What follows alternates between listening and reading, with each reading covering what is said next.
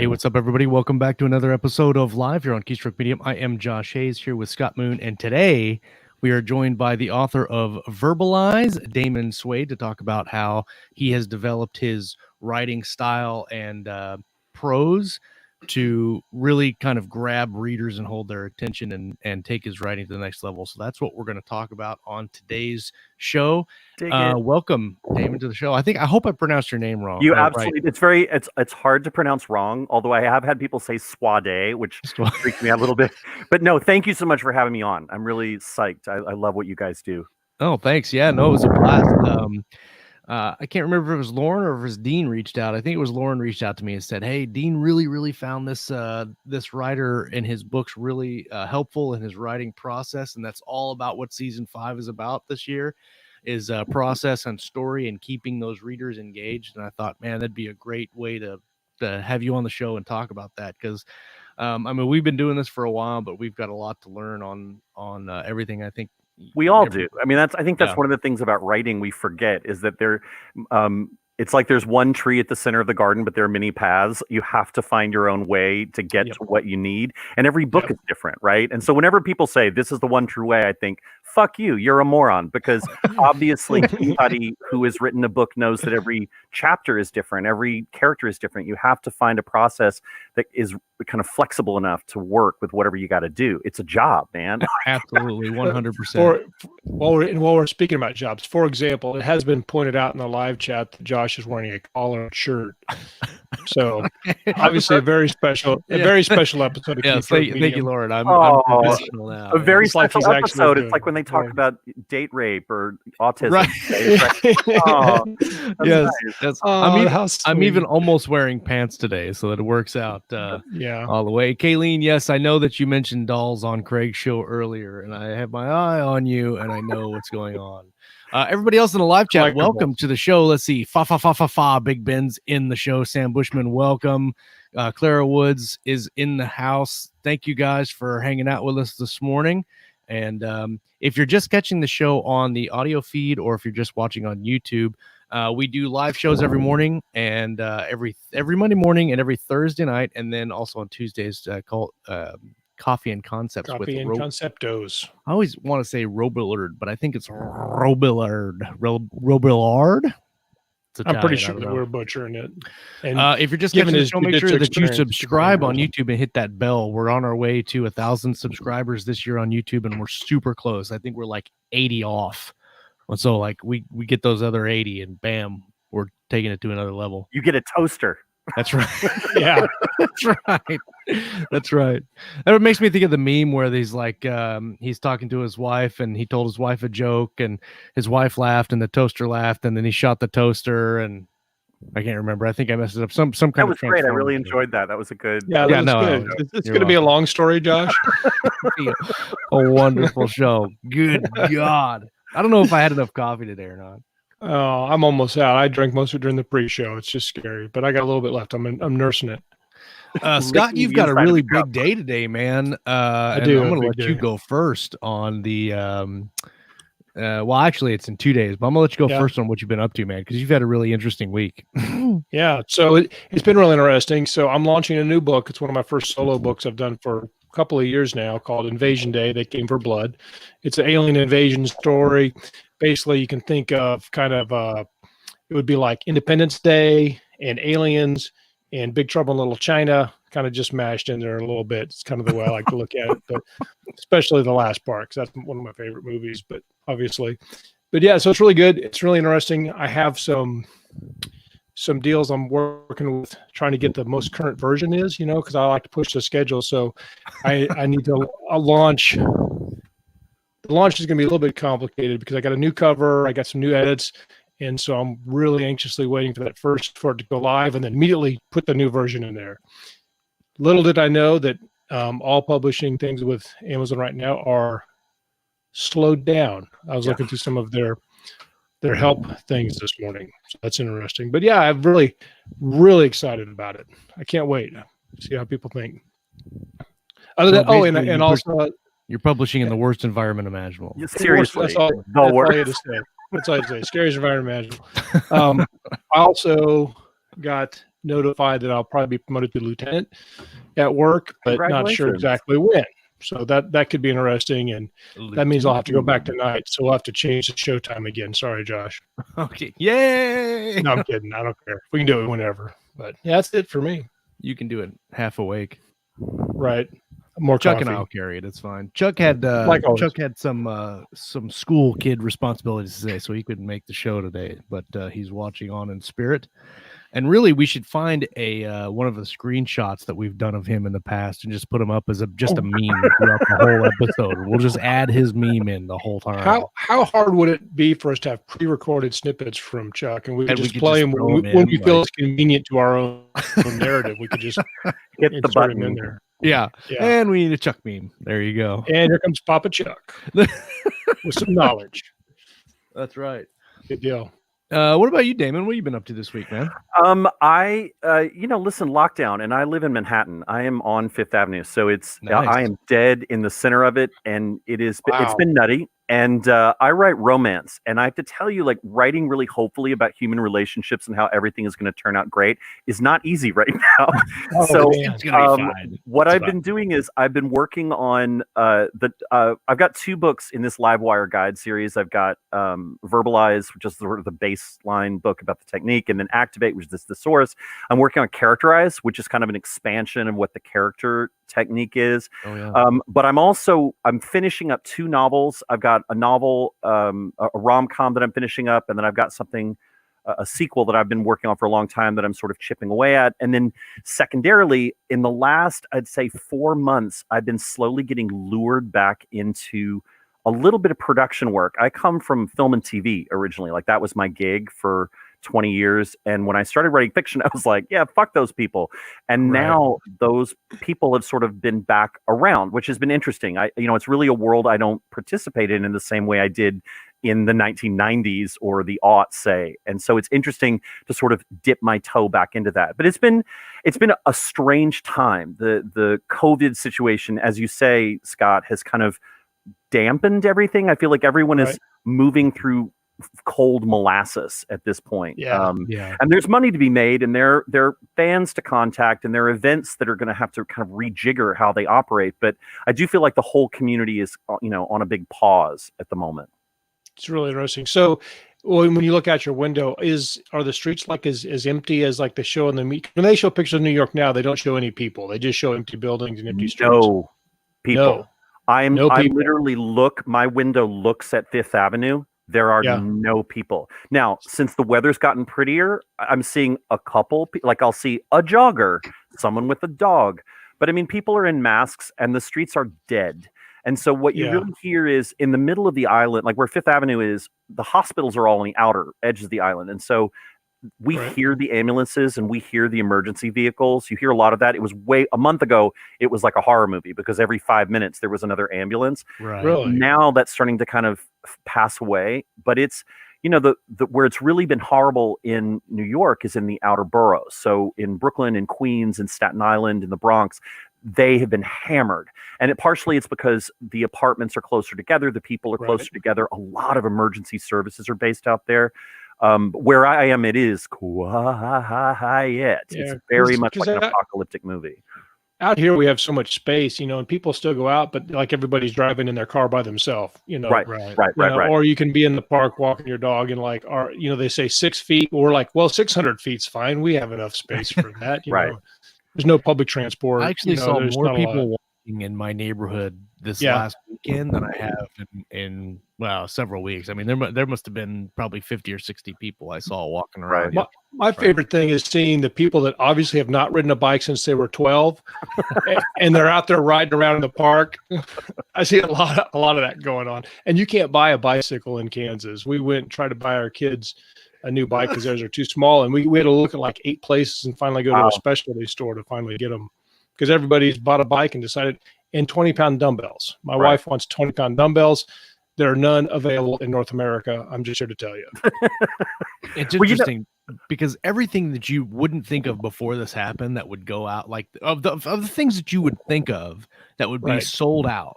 Like first it was toilet paper. Like my wife and I had an argument about this for like weeks. Like, why did all the toilet paper just suddenly like somebody posted on Facebook, it became a meme, and then everybody was like, "Oh fuck, toilet paper! We need that's actually 800 rolls." So I've heard two theories about this. I've heard two theories about the toilet paper. One is most toilet paper is produced in China because of mass production, and so the first idea is, if China's production lines are shut down, there's no way to get toilet paper. Quick, we have to stock up on whatever.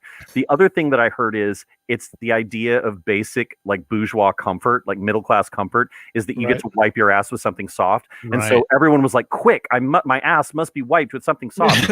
as I said to all my friends, I was like, take a shower. Like there's this amazing thing called washing you can do where you can actually also wash. An option. But people became obsessed. As you said, people became obsessed. I was like, okay, sure. I guess toilet paper is going to be the thing we all die over. Yeah, it was crazy. It was toilet paper, and then it was like workout equipment. And now, so my daughter loves Spiral mac and cheese. It's the only mac and cheese that she'll eat. And I go to Walmart, and there's absolutely no Spiral mac and cheese. The regular ones, the Galbo ones, are there. No Spiral mac and cheese. Damn it. Okay. It's crazy. Who does this? So I have actually. So I finished Valor. Valor 3, Enemy of Valor is coming out. Into Valor is coming out tomorrow. Oh, congratulations. That's awesome. Thank you. Oh, nice. And so it's coming out tomorrow, and I finished it like last week, whatever. But so it was fun to be able to really turn that in, and like a huge weight off my shoulders because I've been working on it for 6 months, and it's the only thing I've looked at for 6 months, and I'm just like banging my head against the wall, and now it's done, and I'm like, and now instead of kind of sitting back and just resting on my laurels and watching it go, I jumped right into another trilogy with Devin Ford that I hinted at last week. We talked about it. We're like, screw it, we're going to tell everybody we're doing it. Very basically exciting. It's called Tranquility. The series is called Tranquility, and it's a mixture of the Titanfall game with StarCraft and some kind of mech warrior stuff going on. Really super fun sci-fi, mill sci-fi, yes, but more sci-fi than mill. We're taking in that direction. But the first book I plotted and planned in about 2 weeks. It's all right here on my legal pad. On the legal pad of doom. My legal pad of doom. And so we're working on that. And the first 2 books should be done by the end of the summer. And then Aethon's going to publish them. So that is super exciting to be doing something completely different than Valor. However, if the Valor memes do not continue, there will be some hell to pay in the live chat. All of you are talking. So we have to share with Damon the issue about Valor. My book Edge of Valor, which is the first standalone book that I have. I've been on a whole bunch of collaborations. Of Valor is the series title, or Valor is the series title. So every book, like there's Edge of Valor, Echoes of Valor, and Enemy of Valor. And so for a year, everybody in the chat has, anytime you say something, it's of Valor. So it's Pansies of Valor, Tuna Fish of Valor. Yeah, exactly. Got it. Yeah. That's good. So it's one of those fun live chat things, which reminds me, if you're listening on the audio feed and you're not watching live, you're missing out the Valor memes. Like, come on, guys, where you at? Get on the live chat. Welcome consistently. Christy is here. Ingram Matt is, hey, Matt. Matt is a really big Galaxy's Edge reader. He's a streamer on Twitch. I can't remember what his Twitch handle is, but you should go watch him on Twitch. He plays like Halo and Doom and all that stuff. Anyway, he loved Valor so much, I put him in the book, and not as a red shirt, but as a character, because he's Australian, and half the shit he says on the stream you can't understand. Like, it's just like he has this Australian lingo that's just, and you're like, what did he just say? And so in the character, I made him like a character that nobody understands, and he's in a chapter where he's talking to these Marines, and they're looking at each other like, did he just speak English? Like, what's going on? And so that was a really fun thing to do. Welcome William Tyler Davis to the show. Oh, look, Devin's here. He says collaboration of Valor, mac and cheese of Valor. Tuna fish. Lawrence Oliver says Valor. So again, reiterating. Valor. Sure. Yeah. Mm-hmm. Interesting. All right. Well, let's talk. We about should probably verbalize. Let's get to the point of the show of Valor. Point of the show of Valor. Now that we've rambled of Valor for so long, let's talk about your book, Verbalize of Valor, Bringing Stories to Life and Life to Stories, a live wire writer's guide. I think that's the series tag. So let's talk about it. What led you to kind of write these books? Give us a little history on it. So I came to fiction from film. I was a screenwriter, film, television, comic books, and I was originally a playwright. And before that, I'd been a schmachter when I was a kid. And when I came into fiction, I came in with this weird skill set because I could write very quickly. I could write on demand. I could outline very quickly. And ideas were never, like, I had a producer who used to say, they would always say, like, oh, where do you get your ideas? And I was like, ideas are self-replenishing like snot. Like, if you pick, there's always another one that's going to come and fill your nose. And so, like, whenever people say, analogy. Like, oh, I've got an idea for a book, and I'm like, great, and I have an itch. Like, that's nothing. Ideas are worthless. But what you need is a basic craft, like get shit on the page and get paid, right? So when I came in, when I wrote my first romance novel, I did all the stuff that I did when I was writing a movie. And I came in and wrote the way that I had always written scripts. And I discovered very quickly, I thought everyone worked that way. And I discovered very quickly that in fiction, no one worked the way that I worked. And when I would talk to people and I would say, well, what's your book about? They would say, oh, well, there's this guy and he's really hot and he has abs and he has a cock the size of a wine bottle. And, she can blow smoke rings with her vagina or whatever. And I thought, well, that's not a character, actually, because in a film, I can say this character is going to be 6'3", black, have one eye and a limp. Right. And it's going to be played by Betty White as a talking broccoli. Like, you have no idea when you write what you're going to get. And so you can't rely on descriptions. Adjectives are worthless in writing. Right. And if you look at every writing guide, they tell you, adjectives are not where it's at. Stephen King says, the road to hell is paved with adverbs. Yep. Any kind of descriptive is actually it's poison candy for baby writers, but baby writers always go to descriptives. And so the trouble is when you say, well, what's your character like? What they say is, oh, they're handsome or they're ugly or they're smart, or that's all adjectival. Who gives a shit? Mm-hmm. Or if I say, well, who is your character? They'll say, oh, it's a werewolf or it's a judge or it's an astronaut or it's a space marine. That again is worthless because there are lots of judges, lots of vampires, lots of pirates. But if I say to you that a character seduces, if I say to you that a character bamboozles, if I say a character poisons, you know what they do, because verbs are the only word in English syntax that always speaks clearly and directly as to the action of a story. And this all comes out of, listen, I can do a whole thing about Aristotle. This all comes out of what Aristotle does and says. The word that Aristotle uses for character is ethos. And ethos does not mean a role that you play or like a series of functions. It literally means habitual action. And in fact, the word that he uses for plot, mythos, which we use as mythos, right, root of mythology, doesn't actually mean the story. What it means is action word. And so the two things that he thinks are most important in his story involve action. And what is action? Oh, wait, it's a verb. And actually, when you're on a film set, the director says action so that the actors can act. They have to do something. Right. But what would happen is when you would talk to writers, they would be like, well, there's this really cool castle, and then there's this really cool weapon, and there's this really cool barbarian, and there are these really cool concubines, but they don't ever do any fucking thing. And so I started realizing, oh, wait, no one thinks about action when they're writing. And so as I started, I've been teaching writing for a long time, 20 years, and I started kind of teaching these classes, and writers were like, they had no idea what I was talking about. And so then I said, like, okay, when I'm starting a book, the first thing I start with is I'm looking for the action of the character. And a lot of people will say to you, like, oh, that's crazy. You can't just use a single verb for an entire character. And they'll say things like, no, he has a limp, or she has an eye patch, or she's Korean, or he's a tenor, or whatever. But those things aren't actually characters. What they are is they're traits that come later. And if I know that a character, let's say that I have a character who rushes everything. They rush people, they rush projects, they rush things. Once I know that they rush, I can decide things like their hair color, their weight, their race, their sexual orientation. I can decide what their cell phone plan is. And the example I always use, I had a novel that I wrote where the main character's action for the entire book was rush. And so what is his cell phone plan? Sprint. Duh. And the thing is, it wouldn't have occurred to me to say, like, oh my God, I wrote a character with sprint. I bet he's in a hurry. It's that once I knew what the character was doing for the whole story, and what it does is it creates alignment, right? Like, if I tell you guys to carry a stack of books, you're not going to pick up like a book in one hand and then a book on your dick and then a book on your leg and you're going to jump down the hall. No, I might. Josh might, because he does it. You make a stack. You put the heavy ones at the bottom and the light ones at the top, and you align it so all your effort is efficient. The trouble with characterization is what most people do is they're like, whatever, throw it at the wall. He has curly hair. His dick is crooked. Like, he falls down a lot.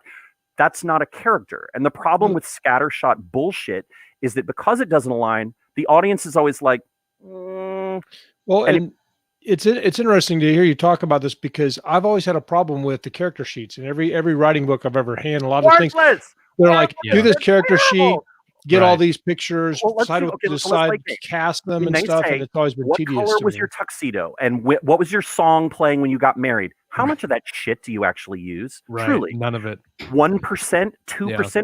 That's like making breakfast by going with a flamethrower into a pantry and like, and then eating whatever's on the floor.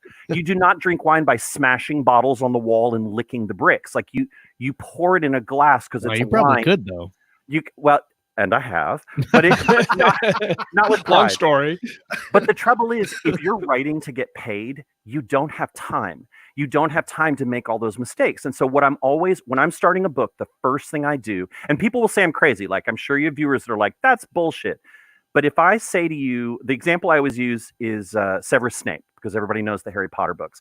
If I say Severus Snape is scary or cruel or snide or greasy or dark, those are all adjectives. They don't tell you shit, and lots of people are those things. If I say he's a teacher or a wizard or a victim or a hero or a martyr, well, he's all those things, but they're all contradictory. That, again, doesn't tell you.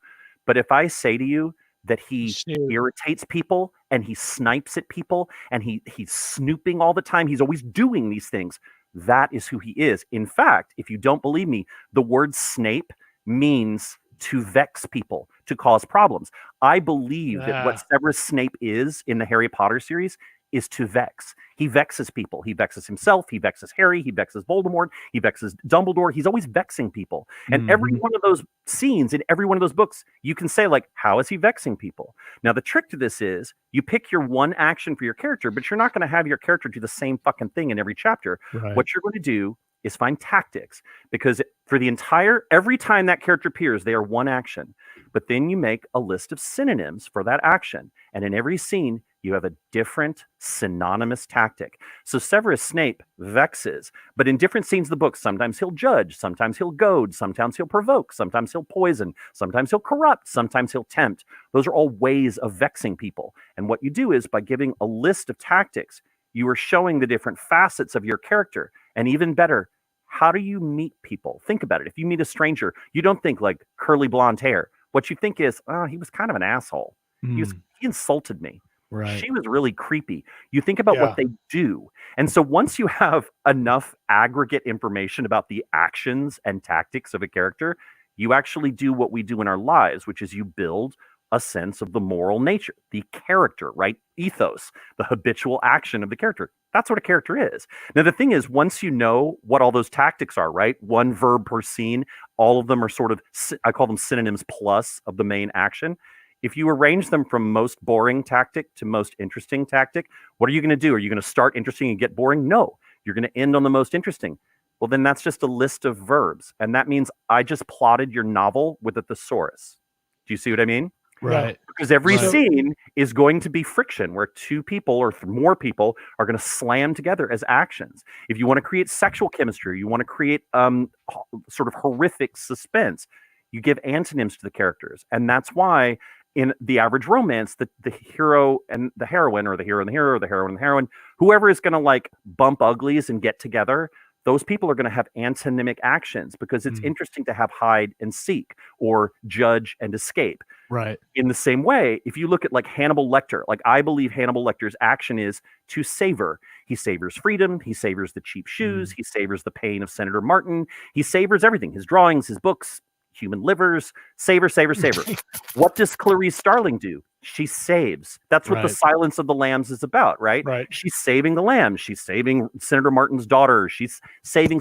She's also saving her own reputation, saving Jack Crawford. Save. Savor. Save. That's why they have so much chemistry in the book. That's also why Hannibal, the third book in the series, is such garbage, because those characters stop being their actions. He is no longer savoring and she is no longer saving. Yeah. And so what they fall apart. So let's So, for example, taking what Damon just said, Josh, what's something that like Fisher does in the Valor books? What do you think his action is finding the he's searching for the truth always. Searching. Search is find another, explore. But if you're saying valor, maybe it's prove, because it may be that he's proving his moral character, right? So it's two of that. So he is searching for answers, but he also knows, for instance, that some people are the ones responsible for what happened. So he's searching for the overall problem, but he's also trying to prove that these other people are responsible for it. So that's prove. Both at the same time, yeah. His action is to prove. Yeah. Now here's another thing you'll notice about the verbs I'm using. They're transitive. A transitive verb is a verb that acts upon or interacts with something else, right? So if I drink the water, that's transitive. Drink is used as a transitive verb. But if I say I drink, that's intransitive. It takes no object, right? Right. What happens in a lot of fiction is people will say things like in a YA novel, they're like, my hero broods. Well, you can't brood something unless you're a chicken. So what they mean is like, my dude is like hunky and has a big dick and sits in the corner and like looks at the wall. But if you can actually say seduce something, it gives them something to interact with in the world, right? And so you're always looking for a transitive verb. Prove is a great one because you can prove people, you can prove theories, you can prove objects. So proving becomes a really active, a little bit conceptual thing to do. I would imagine, it's actually funny, I do an exercise with students where I'll have them bring in 10 tactics from any book. I'll just say, give me 10 things your characters do in your book. And I can tell them the genre and the page length based on the tactics they give me, because you can see what the shape of the book is going to be. And as you do it more and you think, give us an example. I'm really curious about that. Sure. Like, in what way? Just how that would work. So what would be an example? Go ahead. Of how a book would come out of the tactics, you mean? Right. Yeah. So, for example, let's say I'm going to give you. Let's do Gollum. All right. So let's do Gollum from Hobbit and the 3 Lord of the Rings volumes. Right.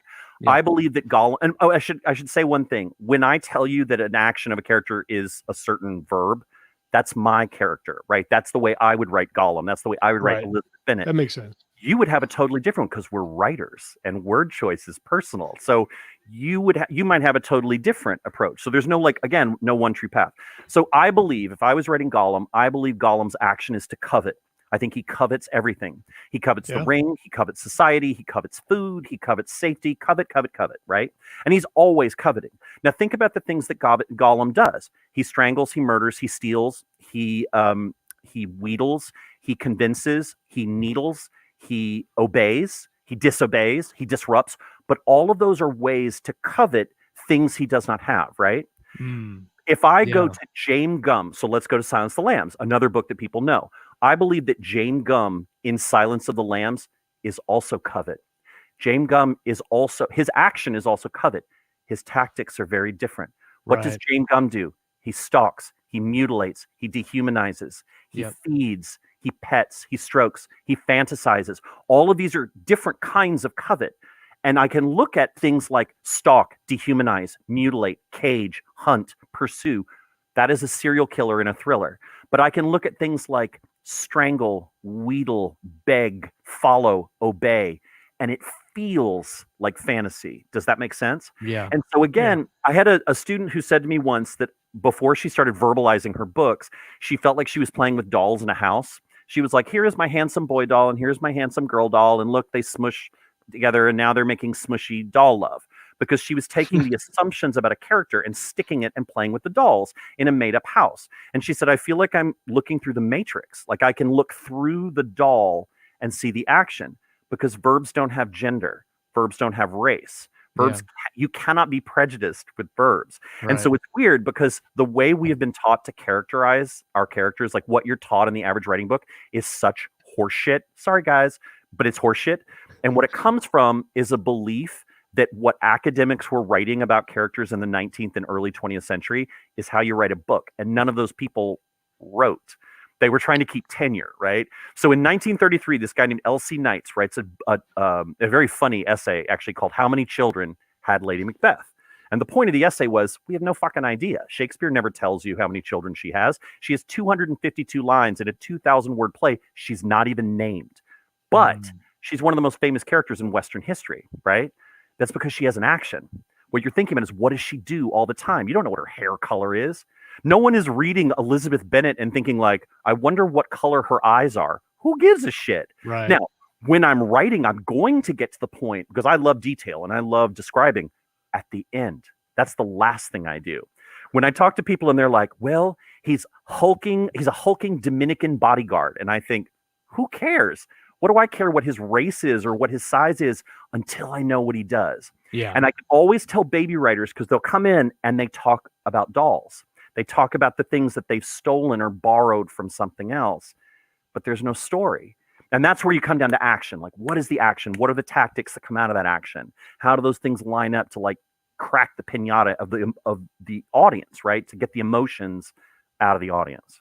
So how does like conflict, and those types of things come? Because I found conflict is usually, if you don't have conflict, you don't have a story. Oh my God. Yeah. So how does that work? Like, honestly, that's what I was having a conversation with Devin the other day about, is that is something that I've found even just in the last year, is that my books didn't have enough conflict. And I'm not like the big problem conflict, but even like little scene conflicts where some of my scenes had no conflict whatsoever. Even if it's something like he wanted a piece of toast and he didn't have a toaster, like adding little pieces of conflict even in the conversation for every scene is really kind of every second. There's not a moment, because if you think about it, what a story is always about change, and change only recurs in response to friction. Conflict is often used as a word, but people often misunderstand it. They think of it as like biff, bam, pow. This is why you read books where people are like, argue, argue, argue. That's not conflict. That's bickering. Right. Yeah, it's annoying. It's the friction between like an immovable object and an unstoppable force. Friction, friction, friction. Why did Darcy and Lizzie seem so sexy? Friction, man. Why are Clarice and Hannibal Lecter interesting? Friction. Why do we give a fuck about a ring going to Mordor? Friction. And so you're looking for the rub. And the thing that I love about using verbs to do that, right? The reason I'm so focused on verbs all the time is there is no possibility of action without conflict. Because the minute I have a transitive verb and I am doing it to other characters that don't want me to do it to them, I've created a source of conflict. There's no way to have a scene in which something isn't happening, right? And so the tactics of the characters in each scene, by creating those opportunities for rub, it's almost like nuclear fission. I'm slamming molecules together, trying to get the energy out of the character. And so I'm constantly blowing up their illusions about themselves. And so it's weird, like if I know what the actions of my two main characters are, and I know what the midpoint of the book is, I can write the whole thing. That's easy. And so when I'm pitching, like when I was still working in film and television, that's what I was always doing. I was thinking, what are the actions? What's the midpoint? Go. I could sell anything, because I knew if I had those things, I could get enough emotional candy out of it, right? Yeah, give us an example of one of those pitches. Okay, so do you? Well, I'll do it for. Let me pick a story we'll know. Okay, how about Count of Monte Cristo? If I say Count of Monte Cristo, right? Yeah, everybody knows Count of Monte Cristo. Yeah. Right. I believe that Count of Monte Cristo, his action is to, not for nothing, his action is to avenge, right? His action is to avenge. And so when you're pitching that story, what you have to know is he's going to avenge on every page. There's not a moment that he's not avenging. And so once I know that he's going to avenge, what I'm going to be thinking is, well, the avenging is going to start out tiny. It's going to be avenging a social slight. And by the end, we're going to be murdering people and shaming them in front of Parliament, right? In front of the Senate in Paris. And so that avenge is going to be his action for the whole story. What I've got to look for then next, this is why I always look for the midpoint. I'm looking for the moment where the avenge changes for him internally. Because I always think the midpoint of a movie, of a play, of a video game, of a comic book is the moment where everything that the character thought they knew, all of the plans they had in place that they thought they could use are gone. So all bets are off. New rules, new game. Does that make sense? Yeah. And so good stuff. in Count of Monte Cristo, it's the moment when he realizes I can kill all these people and it won't matter. Killing them is not going to give me the vengeance that I want. I have to actually find a way to make my persecution have meaning, right? In the same way that if you look at, what's another good example? If Pride and Prejudice, right? Lizzie and Darcy. So I believe that she is provoke. I believe he is preserve. Why is there so much sexual tension? Provoke and preserve, direct antonyms. So I can write all their scenes. That's easy. Done, right? Yeah. But midpoint is the horrible marriage proposal where he says, Let's get shacked up, even though you're a disgusting whore. And she says, you are the last man on earth I would ever marry. And so once I know that midpoint is there, I know exactly how to write that book. Do you see what I mean? So a pitch would be something like Darcy's provoked by her unwinnable situation in romance, or I mean, so because they always talk about the elevator pitch and like a couple of sentences. Now that's a different thing. I mean, yes, that's another episode. I've actually got a worksheet where it's like I treat it's called a log line. It's like a 1-sentence summary of your story. Okay. And I diagram it like a sentence. I'll actually, if you want, I'll give it to you. You can put it up on your site. But it literally does a thing where you use the nouns, the verbs, the adjectives, and the conjunctions, and you can diagram it like a sentence so that you can just spit out the story. So, for example, I'll do one for, how about The Hobbit? A group of dwarves join forces with a hobbit to steal their treasure back from the malevolent dragon who destroyed their kingdom, right? So I've established the protagonist, I've established the secondary characters, I've established the conflict, I've established the stakes, I've established, right? So all of those things, you're just laying it out grammatically. But I think the thing that people forget, and it's one of the reasons, again, like I'm such a lunatic about verbs, when you verbalize your stories, when you think of your characters not as a series of dolls, but as a series of actions, that's how you market your books. Because what marketing experts will tell you, you want to use active, dynamic, transitive verbs. That's what sales copy is. That's how you pitch a book. That's how you market a book. That's how your advertising is written, because the verbs are what sell it. If I said to you, I'm writing a romance novel, oh my God, the people are so hot. That's not how you're going to sell the book. But if I say that what he does is torture and what she does is poison, you're like, what? That's very right. So it's finding the action that makes them feel fresh and sexy and all those things. The other thing that's nice is by working this way, you can't plagiarize. Everything you read becomes another opportunity to learn how to do something or how not to do something. Right. And when you're verbalizing, you can verbalize whether you've never written a book before or if you're in the middle of your 10th book and revising. I have a lot of editors that do this now because you can go in and look at a scene like you were talking, Josh, you were talking about the fact that you were having trouble with tension. Easiest way to do that is you look at a scene and you're like, what are the tactics? Because if your two characters' tactics aren't creating friction, you don't have a scene. You have to delete that shit. It's boring, right? Yeah. The minute you can upgrade your tactics, you're going to create friction. And friction is how all energy is produced. And energy is what the reader wants. They want emotional energy released on the page, right? Yep. It's all about emotion. I feel like I'm yelling at you guys. I'm so sorry. No. This is, like I'm just sitting here like. And so a lot of time we have a live chat, which I don't think that you're in, but most of our guests don't like to have it because it's distracting. But so in the live chat, there's lots of stuff like, this is great stuff. What's this? This is great stuff. I can see live comments. Yeah, this is great stuff. Hi. Yeah, good, great, excellent. Yeah. Cool. So you do. Yeah. But people are digging it. People are getting into it. This is some good stuff of valor. Good stuff of valor. Exactly. Of valor. The thing to remember is everyone has a thesaurus. Anyone can do this. I wrote a thesaurus. I wrote this giant, it's 290,000 words long because there was no thesaurus for transitive verbs in existence. And so I was like, fuck you, I'm writing it. And so that took a year and a half. I wrote it. It's called Activate. But when I was doing it, I learned so much about English and about how writing works. And so like any one of you can pick up a list of verbs and plot a story and plan a story. You don't need a fucking laundry list of psychological problems. Characters cannot have psychology. They're not people. They were not born. They don't have families. A character is a device to extract emotion, right, from an audience. Yeah. They need the semblance of psychology, but that's not actually psychology. There's no such thing as a three-dimensional character. They can't be three-dimensional. Because they don't actually exist. Yeah, no. They have no physical substance. They're not actually three-dimensional. Lady Macbeth is 252 lines and she doesn't have a name. That is a character. That is not a person. And so the trouble is we come from a culture that believes that academics are somehow goofy and impossible and allowed to do whatever. But most writing that's done about writing is by people who don't write. And so this belief, it's again back to Elsie Knights and how many children had Lady Macbeth. It's great if you want tenure. It's terrible if you're writing a story because Jane Austen did not sit down and think like, I wonder how fat she is. That is not the thing that she's doing. What she's doing is what Aristotle said, which is what is the action? What are they doing on the page and how does it move the characters? Because the audience is a pinata. You're just trying to whack them with the right stick to get the right feelings out, right? Yep. Anyway, blah blah blah. You hear what I'm saying? So that's interesting. So we're talking about verbs a lot, and make sure people are all on the same page. One of our contributors, Ellen, she talks about stage directing and not having a filter and things like. So a lot of people will, like, her biggest complaint. I'll send her a story, and she says there's a lot of standing and looking. Oh. She says if you have one more person look through a window, I'm going to murder you. And with Ellen, you know what, that's probably true. That comes from TV.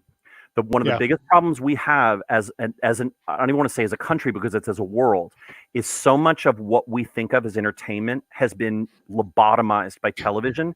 I call it the sofa problem. Anytime you have a scene where everybody is sitting on the fucking sofa, you're in trouble. I also have a rule: if you're ever reading a screenplay or a script and there's a sofa, don't buy it. It's garbage. Because the minute everyone sits down on a sofa, they're not doing anything. The reason you have sofa scenes on television is they're cheap. People write sofa scenes in sitcoms because they're cheap to shoot. That doesn't make it good. And it's not that there can't be a good scene in a sofa, but the minute I see a sofa, I'm like, oh, this person. Somebody's lazy. Oh, yeah. They're just like getting their money and masturbating in the bathroom at lunch. Like there's nothing, there's no value in it. And so look for the thing that takes them out of the sofa. Like, let pirates smash through the windows. Let unicorns pop out of the microwave. Give them something, because no matter what genre you write, there are cliches, and the cliche is death, right? And that's true for actions too. Like, there's certain verbs that just come up with metronomic frequency in a genre all the time, all the time, all the time. You just see certain things like punish comes up in thriller all the time. You see characters that want to punish. Avenge is another one. In romance, you get protect. You get seduce. Charm is another one. There's certain actions that come up. And so the cool thing to do is, if you're writing in a genre and you want to keep things fresh, get out your fucking thesaurus and look for a synonym. I personally know off the top of my head of 140 synonyms for protect. So if protect is a very common heroic action, right? So use a different one. When we were talking earlier about what your characters do, I recently wrote a series called The Last Reaper. And that character, when you're asked what his action is, his is protect, because he's very much a guardian archetype. Well, I didn't know that when I started writing him. It's a sexy. Well, now here's the interesting thing. If I wrote a protect character, and you wrote a protect character, and Josh wrote a protect character, and all of those protect characters would be different. It's just like Cinderella. If I said go write Cinderella, we would all write a different Cinderella, because we're writers. That's actually what a reader wants. They want the voice and how it bends the action. But I think what people get seduced into is this idea that like I write romance, and I write hot romance. I write very, very explicit erotic romance. And so when people come to me, they're like, yeah, there's fuck times and jizz everywhere. That's not actually what they're buying. What they're buying is the voice, and how the voice. Because let me tell you something. I can write down like penis semen, penis semen, penis semen, and that is not going to make anybody feel sexy. It's the skill at getting the action off the page and into the reader, so it like infects them and turns loose in their imagination. It's emotional pinata, man. Get the candy, get the candy, get the candy. So, always. So I'm curious. You're talking about like with Scott's character, it's protecting. With Fisher and Valor, it was prove. Right. These different verbs and actions that kind of describe your character and give your character that meaning, like that thread to the whole story, right? Or series. So if you're talking to, let's just say you're an author and you want to come up with a character, and this is what you think he does in your books, do you have like a list of different attributes that they can put into, or they can pull from? I have. So I mean, actually, again, I'm happy to give this to you guys. When I teach classes, I have a sheet that I give my students, which is like the 200 most common genre actions. Yeah, I can give you the sheet. I've seen them so much. But when you're looking, like a lot of times what people say, they'll say two things. One, baby writers will always say, oh, no, but my character changes. My character changes. Right. He starts out as protect, but by the end, he's what's a good one? He starts out as protect, but at the end, he's shield. And what I'll say is, no, he's one thing. It's that the tactic changes. The tactic is how you show the growth of a character.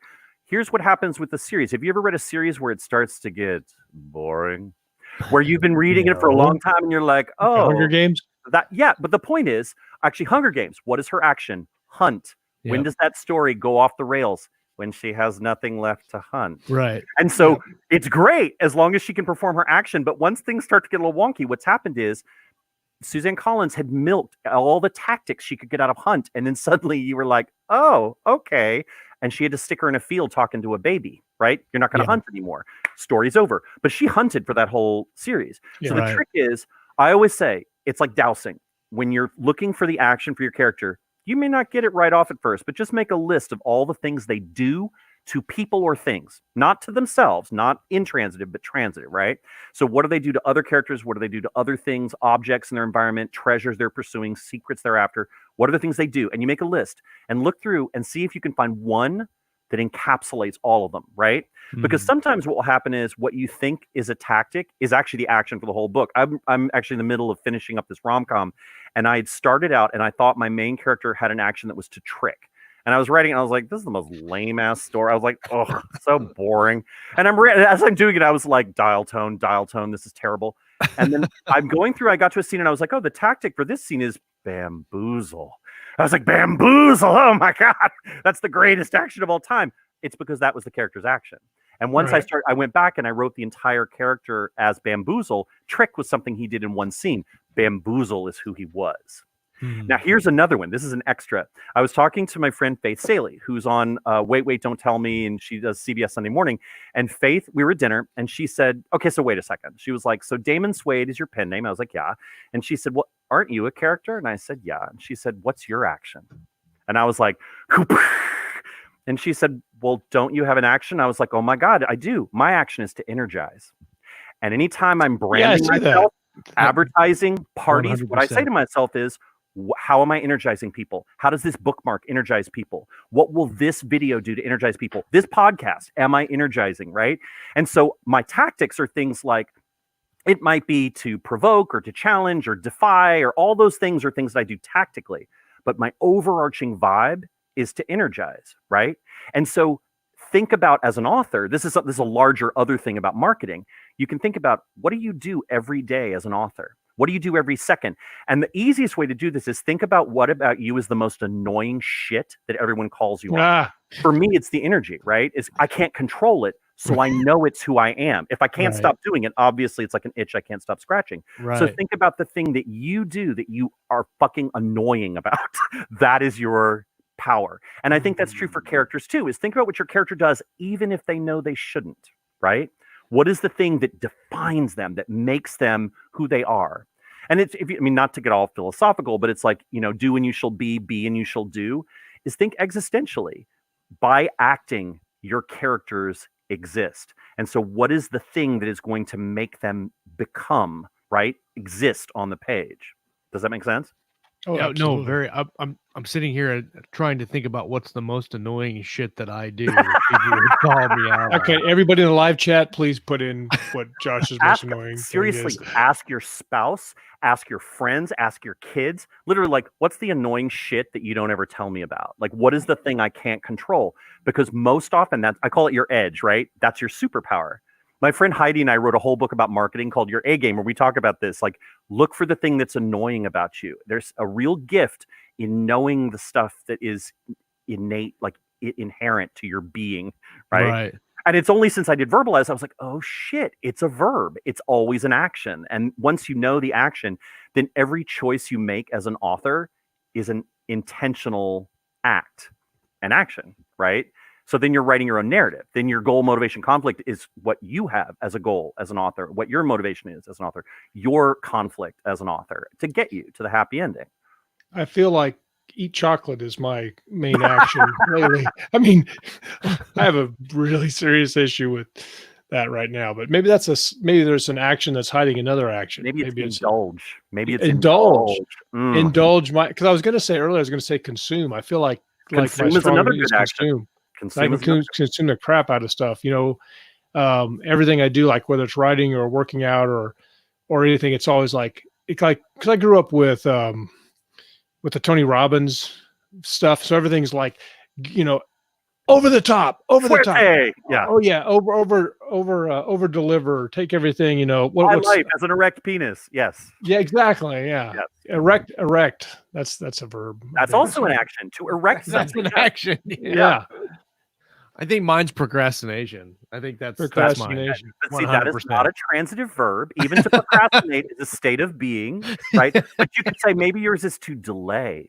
Oh, yeah, maybe that's a good yours one. is to waylay or to gainsay. Yes. Those are great actions. They are problematic. Josh's is to build because he's built like 8 desks in the last 2 months. Build, another great one.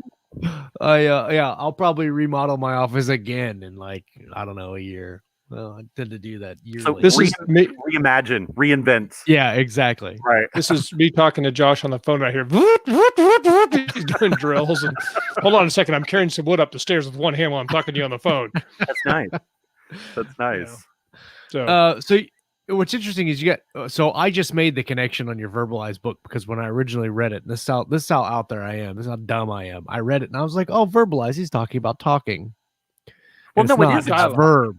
No, but it is talking. I mean, when you verbalize a story, incidentally, that's what the fuck you're doing. You're using an action to tell the story. Right. Storytelling is a verb. Even that you're telling a story, that's a transitive verb. There's a reason that all verbalize, activate, those are transitive verbs. Yeah. I mean, every one of my books characterized transitive verb. Transitive verbs, because what I think the thing that writers forget, and it's because computers are in every home now, I think writers forget that what we are doing is creating actions that the average person will never get to take. You're never going to get to impregnate a dragon queen. You're never going to get to kill a nest of vampires. You're never going to get to wrestle a gargoyle. These are things that you have to read about. And so like your job as an artist is to give people an emotional ride that they don't get to take normally. The trouble is that most people exist as quotations, right? They watch a lot of shitty sofa television and they come in and they write shitty sofa books because the actions that they're repeating aren't even interesting in the original iteration. And so the more you push yourself to think not like he's tall, he's short, she's skinny, she's interesting, like who cares? But what they do. And I think if you look back at history, if you look at the books that have really resonated and that people remember over time, what they do is they act. The action is always the thing. This is what Aristotle says. Poetics is not long. Guys, if you have not read the Poetics, go read the Poetics. It's super short, super easy, public domain. You can go read it right now. The Poetics is so wise and so short and so direct, but it's always sort of speaking laterally, not literally. And so like, let yourself think laterally, let yourself think about what is happening around you. Because even when you have an argument with someone, if you're fighting with your kids, they're not actually talking about the thing that they say they're talking about. They're acting tactically. It's an intentional action that's supposed to make you change your behavior. And so the more you think about every emotional situation as an opportunity for friction, as an opportunity for action, you start to verbalize stories. And I think that's what writing is, you know? That's really interesting because a lot of times you have an argument or something happens where you're like, what is this really about? There's like that subtext, you know, what's the actual action beneath what you're saying this, but I think what we're really talking about is this and this. And I always think of like the best comebacks, like 2 days later when I'm you know what that's called? And I'm like, oh, I should have fucking said that. You know what that's called?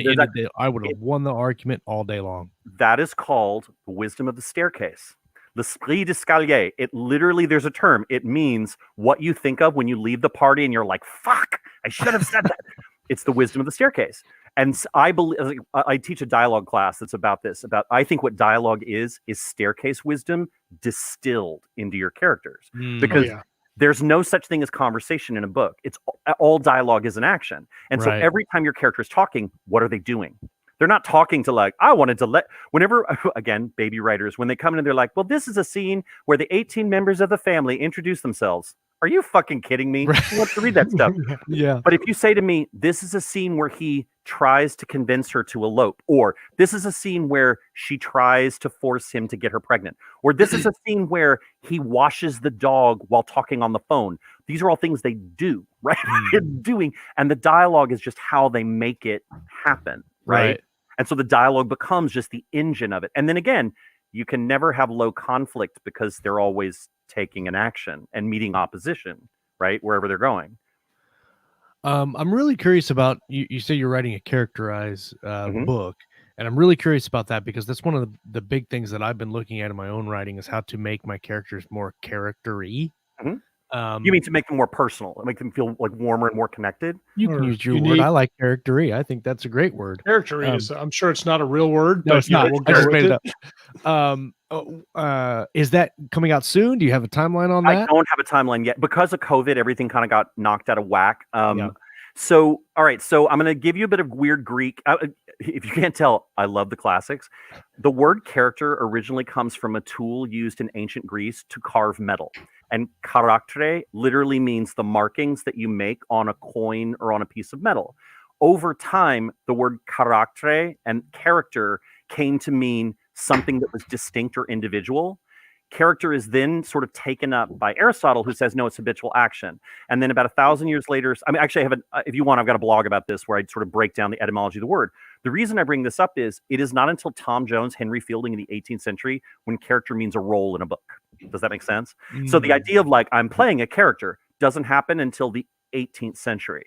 Right. And so when we talk about character, what I think most people think they're talking about is the mask or the function. So you're like, oh, he's the hero, or she's the femme fatale, or that's the mentor. And they think of it as a stock type that is fulfilling a function, which like if you want to get into semiotics, yes, sure, fine. But when people say my characters are weak or my readers don't connect to my characters, that's down to verbs again. You're down to verbalizing. More importantly, and in this, so I'll go further if y'all want me to. I believe that all characters start from error. I think that all of us, like, if I was teaching class, I would make everyone raise their hands. Like, how many of you have a perfect life? How many of you are completely happy? How many of you are completely content and want nothing changed? And this moment right here is how you want to live forever. And the answer is none, because we're all fucked up and we all come from pain and we all have histories, et cetera, et cetera. Right. And so I believe that all characters start from what I call the void. And you hear this discussed as like the fatal flaw or the ghost or the wound or the scar or whatever it is. The trouble with all those things is they're not quite right, because some wounds heal and some scars don't bother people and some fatal flaws don't kill you, right? And there's this weird thing that happens in Aristotle where he calls it hamartia. And the word hamartia, which is translated as fatal flaw, actually means to miss a target. It comes from hamartana, which means to shoot an arrow and miss. And so what he means by a fatal flaw is a fuck up. And so the question to ask yourself is, what fucks my character up? Yeah. And what I always say is there is a moment in the past that has screwed your character's perception up. They see the world incorrectly. And because of that, they take action. The attempt to take action to get what they want is an attempt to fill the void, literally the gaping hole at the center of them. So, for example, Harry Potter, what is his void? His parents were murdered. Duh. He talks about it on every fucking page. The void of Elizabeth Bennet in Pride and Prejudice. What is her void? Duh. Her parents' terrible marriage. She talks about it on every page. And everything in that book is an attempt for Lizzie to not have the terrible marriage of her parents. Why does Lizzie provoke? Because her parents had a terrible marriage, right? And the void becomes like an engine behind the action, right? And so again, like if you want to get deeper into character, this is actually kind of what the book is about. You start with the void of the character, knowing what they're coming from, that sucking thing. And remember, the void is what they avoid. It's the thing they're running from. And the action is what they do to escape the void, right? And the goal, the thing that they're going to get ultimately, is the thing that they believe will fill the void. They may be wrong, but they believe it will fill the void. And so depending on the kind of writer you are, like some people are void writers. Like they're like backstory and they want to talk about psychology and they want to know all that. Great. That's great. Once you know the void, you can come up with an action and then figure out what goal would address the void. I'm an action writer, man. I start with the verbs and I'm like, okay, if this is my action for the character, what void would cause this action and what goal would I want because of this action? Right. So some writers. What? Oh, I would say, so what we probably, at this point, we need to probably plan out about 5 different episodes to cover all the different topics, because the question I have, and this is why, because we could fall down a really deep hole, because this is Josh's thing, and Josh is a planner and an outliner. And I was going to ask, how does this type of thing work? If you're going to write an outline for a book, or how do you use this? Okay, so plotters and pantsers. I don't believe in either. I think both those things are bullshit, because every story, every genre is a plot. So anyone who believes they're pantsing, that just means you're like getting in a car without the keys, you're hot wiring it, and you're driving off in the dark with no gas and the headlights off. eventually you're going to get somewhere, right? By the same token, a plotter is someone who's like, they leave at noon and there's someone riding shotgun and you have a map and you have the keys and you called ahead to let them know. Neither of those things is real, because even if you're a plotter, you're going to pant sometimes. And if you're a panther, you're actually plotting, because even if you know it ends happily, that's a plot, right? Yeah. The thing that's nice about this, about verbalizing, is that no matter your experience level, your genre, your plotting versus pantsing techniques, whether you're a character writer or a plot writer, again, bullshit, because character is plot, plot is character. Just knowing what the actions are, you can go in and improvise anything. You can pants all the way through it. But if you're a plotter, think about it. If I know my character's action and I know the other main character's action and I make a list of their tactics, I just outline my whole book with 2 lists of verbs. Right. I don't even need all the charts and fancy shit and settings and everything else. I just need those verbs. And I can fill it out and I can flesh it and I can do research about what shoes they're wearing. But it starts from their tactics and those scenes, and then I can just make that list. The other thing that's nice about that is when a scene's not working, you're not going to faff around with like, ooh, I described the weather too much. Oh, I think this character needs to be more humanized. I think they should curse more. Fuck that. Look at the tactic. What are they doing in the scene? And if the tactic is working, the scene is working, because the action is what matters. It's the thing that they do, right? And so if you're a planner, great, this is golden for you, because all you have to do is figure out what the doing is. What are they doing? What are they trying to do? What is the intentional action? What is the choice they are making? And once you know that, the scene writes itself. But ditto, let's say you're not a person. Let's say you're like, fuck your outlines, I'm not going to do that. Great. Go in with a list of potential actions for the whole book and then make it up as you go along, as long as you're always giving them something intentional. Does that make sense? Yep. No, I think that because I am a plotter, but like you said, you're actually pantsing some of the time. So like this whole notebook is actually pantsing, even though I'm creating an outline and then I'm going to write from that. The whole thing is pantsing. You pants your outline. Yeah. 150 pages in, you're going to wind. I was writing a book once. It's so funny. I was writing this book. I planned it all out. I'm doing blah, blah, blah. I'm on page 161 and a character with cerebral palsy showed up, foul-mouthed sex addict, who is now the hero of the next book. And I was like, where did he come from? Like, nice. I have no idea. But it was because the actions made him show up. Do you see what I'm saying? And so I created a space. My family's in the jewelry business, and my grandfather used to say, you can't ask someone to buy a diamond because it's a rock. So what you do is you show them the diamond and you create the opportunity for them to acquire the diamond if they can afford it. Right. And so I feel like you create the opportunity for the character to be enriched by the audience's imagination, and then you let the audience do the work.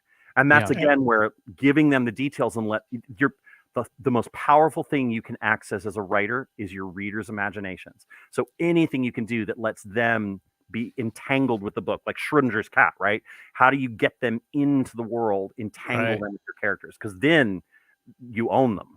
And they're on the ride for as long as you want them to be.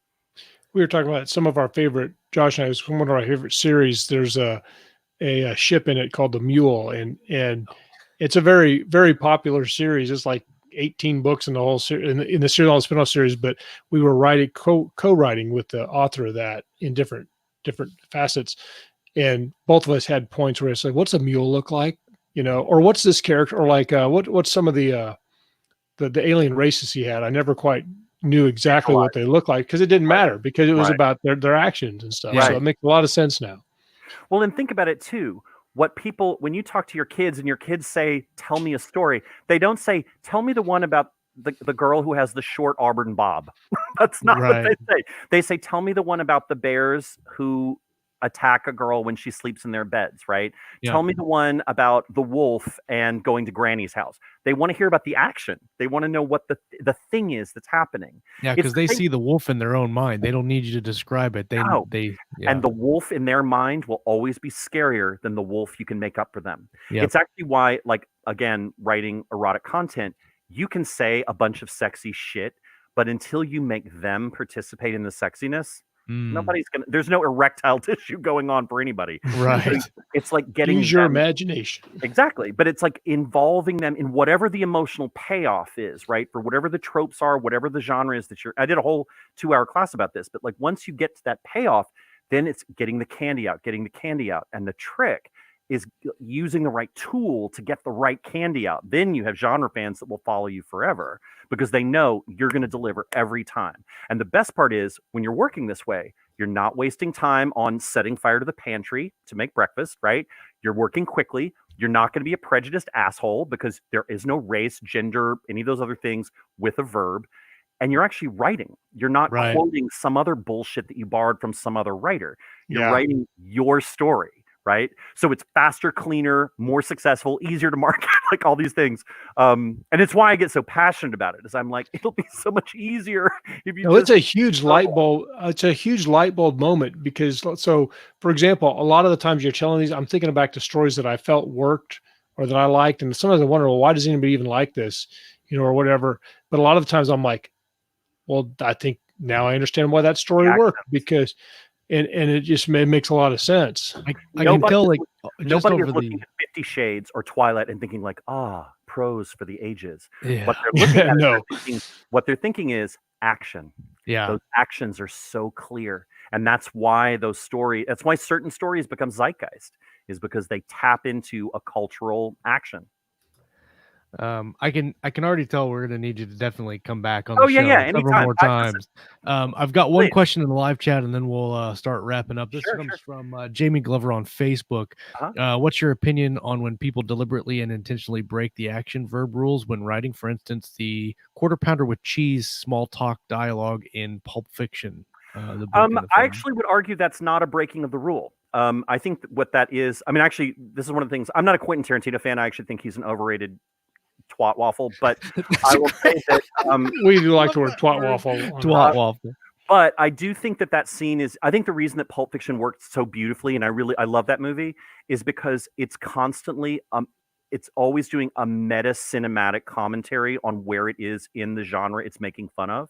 And so I think that moment of dialogue is actually working as an action of the filmmaker, not of the characters in the scene.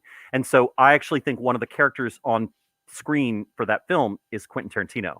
And you're always having a conversation with him about being a video store clerk and a nerd with a small dick. And so like you're always seeing him on screen commenting on the characters that are not film, like video store nerds with small dicks. And you see him having that interaction as a sort of a bystander. And so I think that's why that movie is so funny, because it's always kind of clocking the goofiness in like postmodern neo-noir. Right? Does that make sense? It's making a statement about something rather than absolutely. And so the action in that, I would actually argue that the action of that moment, or the tactic of the narrator character, the Quentin Tarantino character, is to deflate.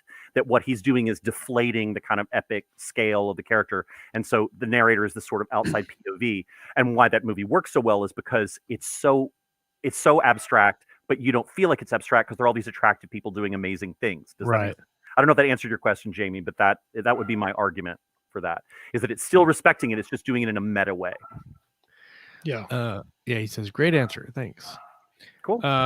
Well, we are going to have to wrap it up, even though I think we could probably sit here for we could go. I warned you guys. I warned you. You did. Like legit. We're definitely going to have you back on the show anytime, at least 8 or 11 more times. And really kind of really just get all the info.